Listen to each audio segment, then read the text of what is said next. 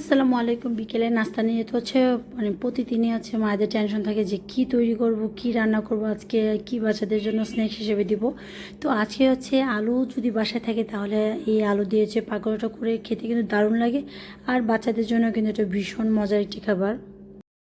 তো হচ্ছে আমি হচ্ছে আলুটাকে হচ্ছে প্রথমে গ্রেটার দিয়ে হচ্ছে গ্রেট করে নিয়েছি পাতলা পাতলা করে। তো তারপর হচ্ছে এই যে ধনিয়া পাতা, কাঁচামরিচ, তারপর হচ্ছে দিব হচ্ছে মানে লবণ। তো আস্তে আস্তে একে একে সবগুলো মশলা হচ্ছে অ্যাড করবো। এই যে ভাজা জিরার গুঁড়া দিয়ে দিয়েছি।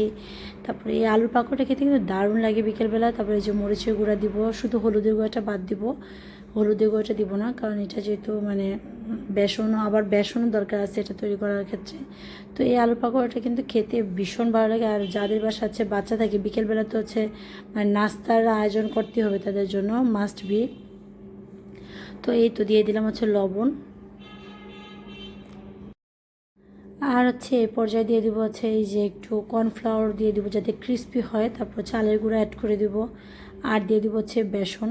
তো বেসনটা না দিলে কি হয়, এটা বেশি মজা লাগে না, আমার কাছে মনে হয় একটু বেসন দিলে ভালো লাগে। আপনারা কিন্তু চাইলে জাস্ট কর্নফ্লাওয়ার দিয়েও করতে পারেন, কিন্তু আমি হচ্ছে একটু চালের গুঁড়ো, অল্প একটু বেসন, তারপর হচ্ছে কর্নফ্লাওয়ার অ্যাড করি, তাহলে ক্রিস্পি ক্রিস্পি একটা ভাব আসে, খেতে দারুণ লাগে এই খাবারটা।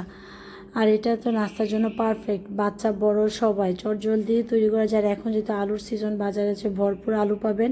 তো যেমন ইচ্ছা তেমন করে হচ্ছে আলু দিয়ে বিভিন্ন ধরনের স্ন্যাক্স তৈরি করেন বিকেলবেলা। তো এখন হচ্ছে এটাকে একটু মেখে নিব, তারপর হচ্ছে বেসনটা হচ্ছে অ্যাড করে দেবো আর কি।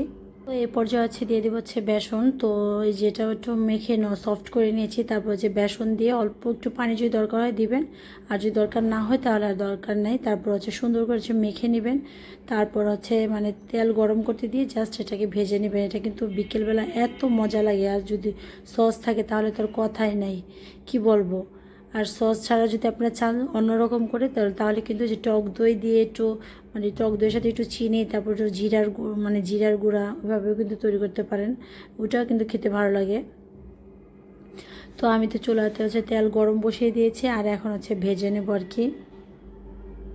অবশ্যই তেলটা যখন গরম হবে তারপরে এগুলো হচ্ছে মানে ছোট ছোট করে পকোড়া আকারে ছাড়বেন, আর হচ্ছে ভাজবেন আর খাবেন, সেই টেস্ট। যারা হচ্ছে এই যে রমজান চলে এসেছে, রমজানের ভিতরেও কিন্তু এরকমভাবে মানে আলুর এই রেসিপিটা তৈরি করতে পারেন, ভীষণ মজাদার এই খাবারটা।